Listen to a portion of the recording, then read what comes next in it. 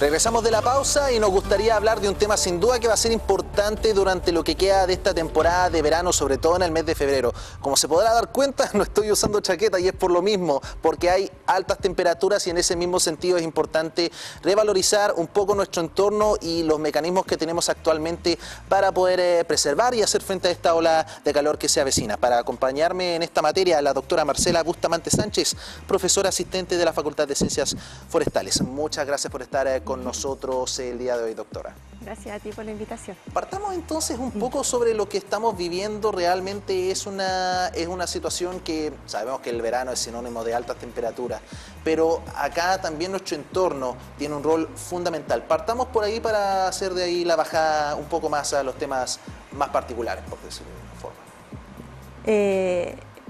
Bueno, el entorno, el tener espacios verdes en las ciudades es súper importante. Las ciudades que tienen tanto cemento no son amigables en ese sentido porque almacenan el calor.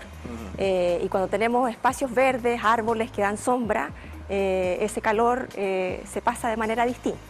Entonces, las ciudades que tienen infraestructura verde ayudan a mitigar esos impactos de las altas temperaturas que estamos teniendo cada vez más frecuentes en estos veranos. Bueno, de hecho ahí había una investigación de hace un tiempo atrás, más que una investigación era como una referencia, una calle sin ningún tipo de forestación o sin ningún tipo de árbol que lo cobije podría alcanzar hasta los 50 grados, en contraste a uno que sí tiene un árbol, un sombreado adecuado, que bajaba considerablemente la temperatura 15 grados, y son cosas que uno no se da cuenta a simple vista, me imagino que está de acuerdo conmigo un poco. No, absolutamente, absolutamente. O sea, es importante, como te decía, tener esa infraestructura verde en las ciudades.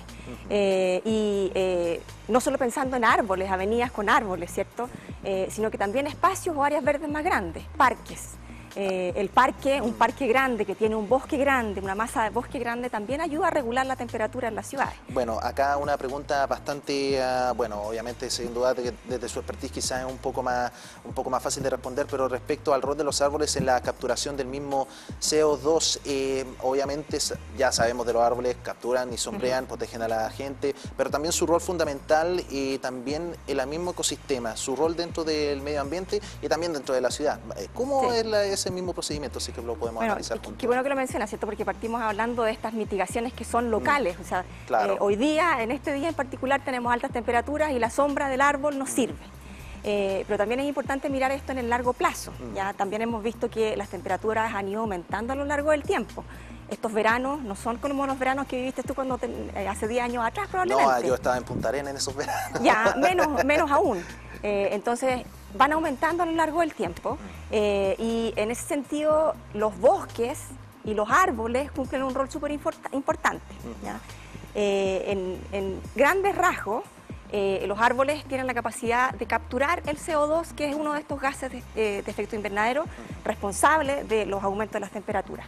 Capturan por un lado, ¿cierto? Entonces sacan de la atmósfera estos gases que ayudan a elevar la temperatura, pero además también almacenan en las estructuras que tienen, en la biomasa aérea, en las ramas, en las hojas, en las raíces.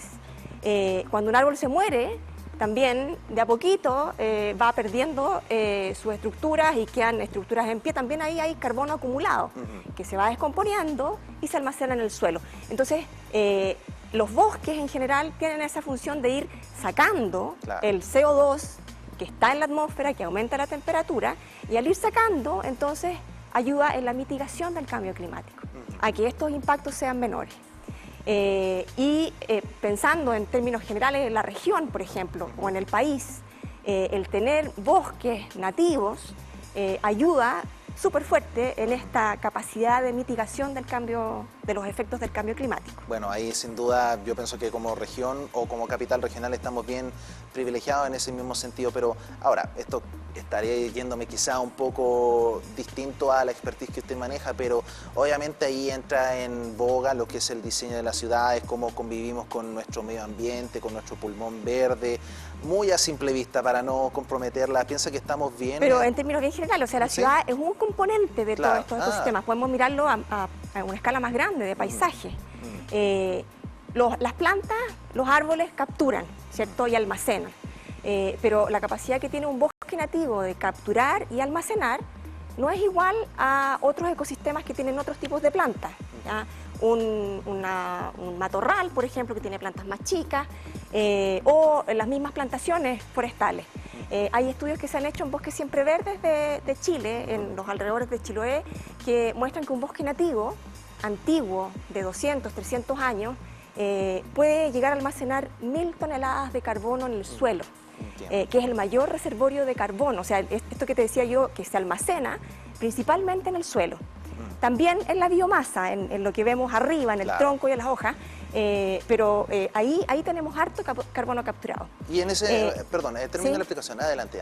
No, bueno, y si comparamos con otros ecosistemas que son más antropogénicos, no sé, sitios para ganadería, sitios para agricultura, sitios de plantaciones forestales, también capturan, también almacenan, pero en menor cantidad. Entonces, si pensamos a nivel regional o a nivel de país, es importante que tengamos estos reservorios y sumideros de carbono, bosques nativos o ecosistemas nativos que capturan y almacenan más.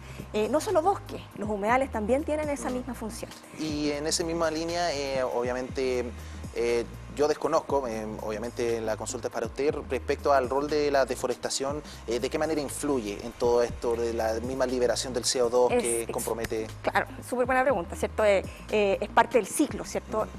Tenemos carbono que está entrando a los ecosistemas, pero también hay actividades que liberan de nuevo y devuelven el carbono a la atmósfera. Ya, la deforestación es uno de ellos. Por tala, la deforestación puede ocurrir por tala porque cortamos los bosques, o por incendios que también están cada vez más frecuentes. Y esos son instancias de liberación de carbono. Cuando construimos estos ecosistemas asociados a nosotros, ¿cierto? Las ciudades, los sistemas productivos, como te decía, estamos capturando pero en menor cantidad. Y lo que ocurre ahí es que hay una liberación continua, ¿ya? La captura es menor y constantemente se está liberando. Pensemos en las industrias que están tirando este CO2, los autos, las actividades productivas. Entonces, como país y como región tenemos que pensar que todo eso que emitimos para poder sostenernos, que lo necesitamos, ¿cierto? Necesitamos comer, vestirnos. Para poder sostener eso tenemos que tener la ayuda de los ecosistemas nativos que nos ayudan a capturar y almacenar. Entonces, tenemos que pensar en manejar nuestros paisajes de manera tal que podamos realizar nuestras actividades para vivir, pero también conservar y mantener algunos ecosistemas que nos ayuden con esta captación. Claro, ahora esto es una noticia que fue una denuncia pública, por decirlo de una manera, y que tiene que ver no tanto con el mundo académico, sino con la capacidad que tenemos nosotros como comuna de buscar estas formas de convivir con áreas verdes, pero también dentro del mundo urbano. Hace mucho tiempo atrás también ocurrió respecto a la poda de árboles en la avenida O'Higgins. Ahora, esto tampoco es como para comprometer mucho, pero también sin duda ese debate constante. ¿Piensa que estamos bien avanzados en lo que es el buscar estos mecanismos donde tengamos mucho pulmón verde, o falta interiorizarse, falta como ver algo que quizás se está omitiendo, profesora?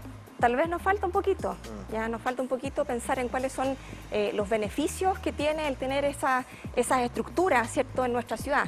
Es verdad que molestan probablemente porque se cruzan con los cables eléctricos y eso genera problemas, pero tenemos que pensar entonces en unos diseños de ciudad que convivan con ambas cosas.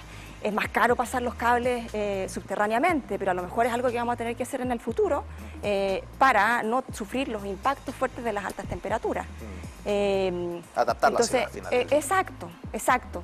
El cortarlos y sacarlos yo creo que es una medida muy radical. Si molesta, es una medida muy radical porque hay que pensar que necesitamos la sombra, Claro. Sobre todo para estos momentos puntuales de refugio. O sea, tenemos que andar por las calles y es mucho más agradable andar por una avenida que está llena de árboles que por un lugar abierto. Sí, absolutamente, y sobre todo ahora que se viene la ola de calor. Profesora, le agradezco nuevamente su tiempo y gracias por estar con nosotros en TVU Noticias Gracias Central. a ti por la invitación. Nosotros vamos nuevamente a una pausa, ¿le parece? Nosotros volvemos en unos minutitos, no se despegue de la sintonía de TVU.